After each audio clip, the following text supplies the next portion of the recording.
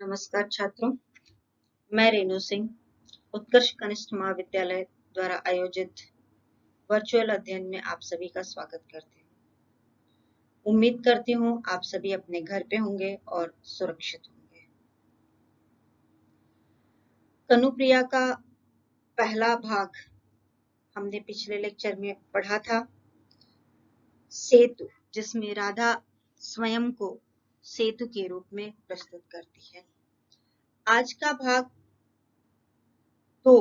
यह दो भागों में विभाजित है, जिसमें एक में हम कविता के अर्थ समझेंगे और दूसरे में जो कुछ हमने समझा है उसके आधार पर कृति सॉल्व करेंगे, जिससे हमें पता चलेगा कि हमारा अध्ययन कहाँ तक पहुंचा है। तो हम इसके दूसरे सर्ग की तरफ बढ़ते हैं। दूसरा सर्ग है अमंगल छाया। एक एक पद को पढ़ते हुए उसको समझते हुए हम आगे बढ़ेंगे। घाट से आते हुए कदम्ब के नीचे खड़े कनु को ध्यान मग्न देवता समझ प्रणाम करने, जिस राह से तू लौटती थी बावरी, आज उस राह से न लौट। हमने पिछले लेक्चर में भी पढ़ा था, फिर से मैं एक बार आपको याद दिला दूं कि यहाँ पर राधा जो है वह स्वयं से बात कर रही है, अर्थात राधा का अवचेतन मन राधा के चेतन मन से वार्तालाप कर रहा है। कान्हा भी यहाँ पर सहज रूप में नहीं है, बल्कि राधा के वार्तालाप के द्वारा उसे समझा जा सकता है। तो राधा का अवचेतन मन राधा को समझाते हुए कहता है कि घाट से आते हुए जब तू स्नान करके वापस आती थी तो कदम्ब के नीचे खड़े कनु, कनु अर्थात कान्हा, कान्हा को ध्यान मग्न देवता समझ प्रणाम करने के लिए, ऐसा देवता जो कि अपने ईश्वर को प्राप्त करने के लिए ध्यान मग्न है। मग्न अर्थात लीन है, ऐसा उसे प्रणाम करने के लिए जिस राह से तू लौटती थी, उस राह से जानबूझ करके तू आती थी, लेकिन अब तुझे उस राह से नहीं आना है। बावरी का अर्थ है पगली, और पगली किस सेंस में? तो राधा जो है वह कृष्ण के प्रेम में बावरी हो गई है। इसीलिए राधा का अवचेतन मन कह रहा है आज उस राह से न लौट। राह अर्थात मार्ग, रास्ता, उस राह से न लौट। क्यों नहीं लौटना है? तो आगे की परिस्थिति देख करके हमें समझना है कि क्यों नहीं लौटने के लिए कह रहा है। उजड़े हुए कुंज, रौंदी हुई लताएं, आकाश पर छाई हुई धूल, क्या तुझे यह नहीं बता रही कि आज इस राह से कृष्ण की 18 अक्षौहिणी सेनाएं युद्ध में भाग लेने जा रही। कुंज का अर्थ है जंगल। उजड़े हुए कुंज अर्थात जंगल जो है वो उजड़ गए हैं। रौंदी हुई लताएं, रौंदना अर्थात उस पर चलना।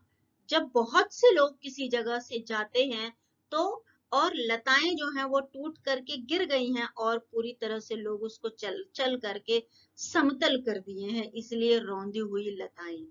आकाश पर छाई हुई धूल, आकाश तक ऐसे लग रहा है कि धूल पहुंच गई है। अब वो आकाश तक क्यों पहुंची है? राधा का अवचेतन मन कह रहा है क्या तुझे यह नहीं बता रही कि आज इस राह से, कि हे राधा तुझे इस बात का ज्ञान हो जाना चाहिए था कि कृष्ण की 18 अक्षौहिणी सेनाएं इस युद्ध में भाग लेने जा रही हैं।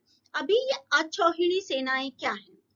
तो अक्षौहिणी सेनाएं वे सेनाएं होती हैं जो विशाल तथा चतुरंगिणी होती हैं, और 18 अक्षौहिणी या एक अक्षौहिणी में 1,09,350 पदचर, 65,610 घुड़सवार, 21,870 रथी और 21,870 हाथी पे आरूढ़ ऐसे सैनिक होते हैं। और ये मैं सिर्फ एक अक्षौहिणी सेना के बारे में आपको बता रही, ऐसी 18 अक्षौहिणी सेनाएं वहां से गुजर रही हैं। तो कुछ लोग रथ से हैं, कुछ लोग हाथी से हैं, कुछ लोग घोड़े से हैं, कुछ पैदल चल रहे हैं, जिसके कारण जंगल, लताएं सब कुछ नष्ट हो गई हैं, और जो चल रहे हैं उनके चलने के कारण वह धूल जो है वह आसमान तक पहुंच गई है। तो अगर तू उस रास्ते से जाएगी तो संभावना है कि तुझे भी किसी भी प्रकार की चोट लग सकती है। आगे की लाइन देखते हैं। आज उस पथ से अलग हटकर खड़ी हो बावरी, तुझे आज उस रास्ते से अलग हटना है। तू मानती हूं मैं तू कि कृष्ण के प्रेम में पागल है, लेकिन तुझे आज के दिन या इस समय वहां से हटना आवश्यक है। लता कुंज की ओट छिपा ले अपने याहत प्यार को, आज इस गांव से द्वारिका की युद्धोन्मत्त सेनाएं गुजर रही हैं। तो अपने प्यार को यहाँ पर छिपा ले। लता कुंज की ओट, लता और कुंज दोनों का अर्थ मैंने ऑलरेडी बता दिया, शाखा और वृक्ष, जंगल। ओट अर्थात आड़ में, इन सब के आड़ में तू अपने आहत प्यार को छिपा ले। आहत अर्थात घायल। यहाँ पर मैं आपको एक रहीम जी की भी पंक्ति याद दिला दूं, आप में से बहुत से लोगों ने सुनी भी होगी।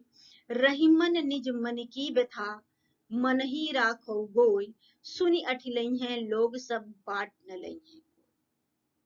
यह संसार का नियम है कि कोई भी व्यक्ति हमारे दर्द को समझकर उसमें शामिल हो जाए तो यह बड़ी बात होती है। अधिकतर लोग ऐसे हैं कि हमारे दर्द को सुनते हैं और बाद में उसी को मजाक बना करके हमें सुनाते हैं। तो यहाँ पर राधा का अवचेतन मन भी राधा को यह कह रहा है कि तू अपने घायल प्यार को संभाल करके रख, छिपा करके रख। क्यों? क्योंकि इस रास्ते से द्वारिका के युद्धोन्मत्त सेनाएं गुजर रही है। युद्धोन्मत्त का अर्थ है युद्ध में डूबी हुई, उन्मत्त अर्थात पागल। तो यहाँ पे ये जो सेनाएं हैं उनके सर पर जो है युद्ध का नशा चढ़ा हुआ है, उन्हें आगे पीछे अपना पराया कोई भी जान नहीं पड़ रहा है। हम आगे के पद पर चलते हैं। मान लिया कि कनु सर्वाधिक तेरा है, मान लिया कि तू उसके रोम रोम से परिचित है, मान लिया कि ये अगणित सैनिक एक एक उसके हैं, पर जान रख कि ये तुझे बिल्कुल नहीं जानते, इसलिए पद से हट जा बावरी।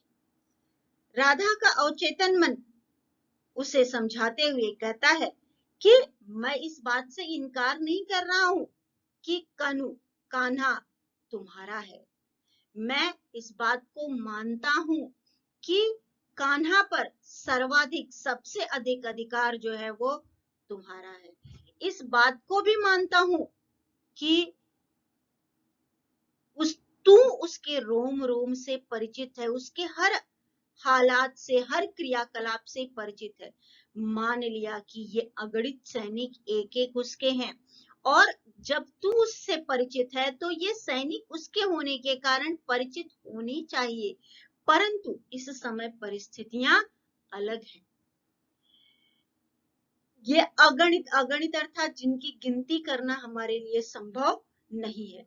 इसलिए मान लिया कि ये अगणित सैनिक एक एक उसके हैं, पर जान रख कि ये बिल्कुल तुझे नहीं जानते, इसलिए पद से हट जा बावरी। यहाँ पर आप स्वयं का उदाहरण भी ले सकते हैं। जब आप किसी काम में होते हैं तो आप अपने प्रिय वस्तु या प्रिय व्यक्ति को भी बहुत बार नजरअंदाज कर देते हैं, हालांकि वह आपके लिए बहुत इंपॉर्टेंट है। यही बात यहाँ पर भी है। कृष्ण पूरी तरह से राधा के प्यार को, राधा के प्रेम को एक्सेप्ट करते हैं, लेकिन इस समय उनके लिए महाभारत का जो युद्ध है वह ज्यादा महत्वपूर्ण है। इसलिए राधा का अवचेतन मन राधा को बार बार यह समझा रहा है कि जो परिस्थितियां हैं उन परिस्थितियों के कारण वो तुझे नहीं पहचान रहे हैं, और इस कारण तुझे उनके रास्ते से, उनके मार्ग से हट जाना चाहिए। पथ का अर्थ है मार्ग। यह आम्र वृक्ष की डाल उनकी विशेष प्रिय थी, तेरे न आने पर सारी शाम इस पर टिक उन्होंने वंशी में बार बार तेरा नाम भरकर तुझे टेरा था। यह आम की जो शाखा है उन्हें बहुत प्रिय थी। क्यों प्रिय थी? क्योंकि जब किसी शाम राधा नहीं पहुंच पाती थी तो कान्हा उस आम की शाखा पर बैठ करके बंशी बजाया करते थे और टेरते हैं, तेरना का अर्थ है बुलाना। ऐसे लगता था कि वंशी की धुन में वो राधा को आवाज दे रही है। लेकिन आज यह आम की डाल भी, आगे की लाइन देखिए, आज यह आम की डाल सदा सदा के लिए काट दी जाएगी, क्योंकि कृष्ण के सेनापतियों के वायु वेगगामी रथों की गगनचुंबी ध्वजाओं में यह नीची डाल अटकती है और यह पथ के किनारे खड़ा छायादार पावन अशोक वृक्ष आज यह खंड खंड हो जाएगा तो क्या, यदि ग्रामवासी सेनाओं के स्वागत में तोरण नहीं सजाते तो क्या सारा ग्राम नहीं उजाड़ दिया जाएगा? फिर से पहली पंक्ति पर चलते हैं यहाँ की। आज यह आम की डाली, कौन सी आम की डाली? जिस पर कृष्ण बैठ करके वंशी बजाया करते थे और राधा को याद किया करते थे, वह आम की डाली भी हमेशा सदा सदा हमेशा हमेशा के लिए उस पेड़ से, वृक्ष से अलग कर दी जाएगी। क्यों अलग कर दी जाएगी? क्योंकि कृष्ण के सेनापतियों के वायु वेगगामी रथों की गगनचुंबी ध्वजाओं में यह नीची डाल अटकती है। अभी एक एक शब्द देख लेते हैं। वायु वेगगामी, वेग का अर्थ है गति, गामी अर्थात जाने वाले, और वायु शब्द से सभी परिचित होंगे, हवा। मीन्स वे सेनापतियों के जो रथ हैं वह हवा की गति से, इतने तीव्र गति से चलते हैं। यहाँ पर वायु वेगगामी का एक साथ में अर्थ निकालेंगे तो तीव्र हम कह सकते हैं। तो इतनी तीव्र गति से चलते हैं जिस प्रकार से हवा चलती है, और उन रथों में गगन चुंबी ध्वजाएं लगी हैं। गगन चुंबी का अर्थ, गगन अर्थात आकाश, चुंबी अर्थात स्पर्श करने वाले। तो वो ध्वजाएं जो हैं वो आसमान को या आकाश को स्पर्श कर रही हैं।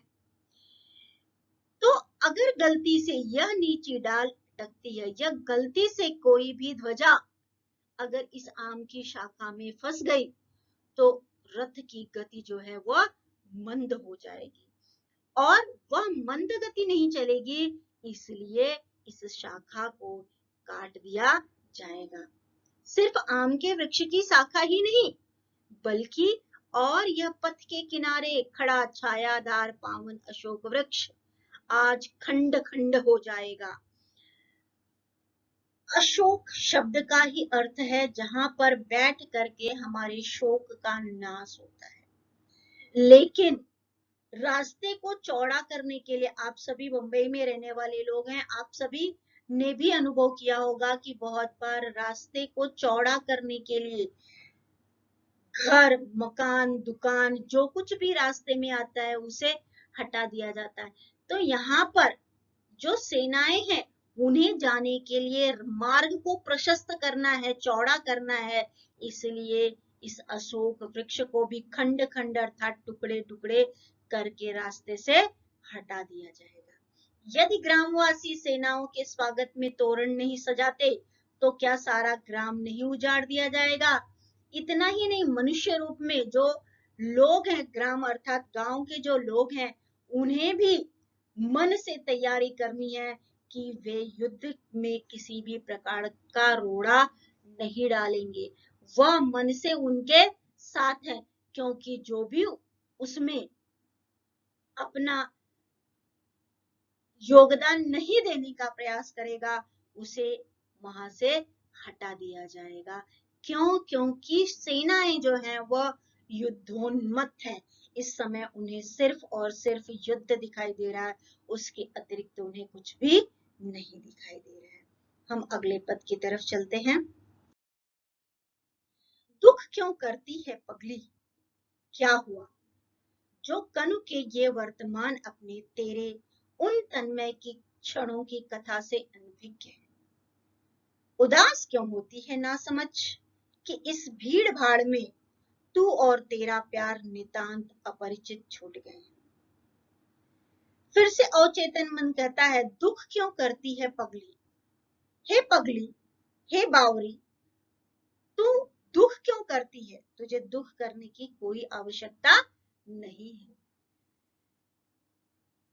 अवचेतन मन को दुख क्यों के अनुसार राधा को दुख क्यों है, इसलिए कि कनु के ये वर्तमान अपने तेरे उन तन्मय क्षणों की कथा से अनभिज्ञ हैं। मीन्स कनु जो है इस समय जो जीवन जी रहे हैं, उस दौरान वे राधा के प्रेम को भुला बैठे हैं, ऐसा राधा को लगता है।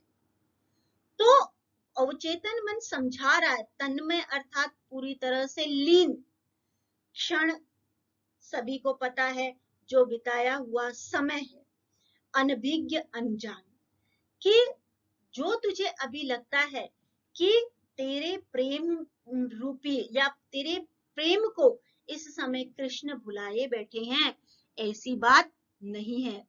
अनजान है ऐसी बात भी नहीं है, बल्कि उदास क्यों होती है ना समझ कि इस भीड़ भाड़ में तू और तेरा प्यार नितांत अपरिचित छूट गए। माना कि परिस्थिति ऐसी है कि भीड़ भाड़ अधिक है, अर्थात युद्ध की परिस्थिति इतनी गंभीर है कि कृष्ण ने तुझे और तेरे प्रेम की तरफ इस वक्त ध्यान नहीं दिया है। लेकिन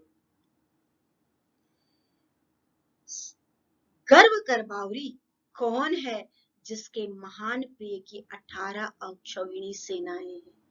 लेकिन यह भी तो सोच, तू ऐसे प्रेमी की प्रेयसी है, या तुझे इस बात पर गर्व होना चाहिए कि तू ऐसे प्रेमी की प्रेयसी है जिसके पास 18 अक्षौहिणी सेनाएं हैं। इसके पहले भी मैंने आपको बताया कि अक्षौहिणी का अर्थ क्या है, यहाँ पे नीचे दिया भी है। अक्षौहिणी अर्थात विशाल व चतुरंगिणी सेना, जिसमें 1,09,350 पदचर अर्थात पैदल चलने वाले सैनिक होते हैं, 65,610 घुड़सवार होते हैं अर्थात घोड़े पे चलने वाले सैनिक और सेनापति होते हैं, 21,870 रथी अर्थात सेनापति, 21,870 गज आरूढ़ अर्थात जो हाथी पर बैठ करके युद्ध लड़ने का कार्य करते हैं। तो ऐसे 18, ये अक्षौहिणी सेना जो है वो एक है, और ऐसी 18 अक्षौहिणी सेनाएं जो हैं वो कृष्ण के पास है। तो ऐसे प्रेमी की प्रेमिका होने का जो तुझे सौभाग्य मिला है, उस पर तुझे गर्व होना चाहिए। यहाँ पर एक चीज और मैं आपको बताना चाहूंगी कि 18 अक्षौहिणी सेनाओं में से 11 अक्षौहिणी सेनाएं जो हैं वह कौरवों की तरफ से अर्थात दुर्योधन की तरफ से युद्ध लड़ रही थी, और 7 अक्षौहिणी सेनाएं जो हैं वो पांडवों की तरफ से युद्ध लड़ रही थी। यहाँ पर अंतिम जो पद है, यहाँ पर विद्यार्थियों के लिए भी संदेश है कि किसी भी परिस्थिति के कारण यदि हम असफल हो जाते हैं, जैसे यहाँ पर राधा है कि एकदम से कृष्ण उसे भूल गए हैं, इतनी सेना है वगैरह वगैरह, फिर भी वो राधा को याद नहीं करते हैं। तो राधा जब एकदम नाराज हो जाती है या पूरी तरह से अपसेट हो जाती है, उस समय राधा का अवचेतन मन ही उसे समझाता है। उसी तरह से हमारी भी किसी भी परिस्थिति में अगर हम सब तरफ से हार जाते हैं, तो भी हमें उस हार को नहीं देखना है। कहीं किसी छिद्र से रोशनी की एक किरण आ रही होती है, उस रोशनी की किरण को हमें ढूंढना है और आगे बढ़ना है। छात्रों में खास करके आपकी उम्र में आप कभी कभी बहुत जल्दी हताश हो जाते हैं। तो यहाँ पर भारती जी आप लोगों को वह भी एक संदेश देना चाहते हैं कि आशा, निराशा, सफलता, असफलता जीवन का अंग है। कहते हैं एक छोटी सी शायरी जैसी है, हार अगर मिलती जीवन में जीत कहाँ जाएगी, परिश्रमी के पास सफलता दौड़ स्वयं आएगी।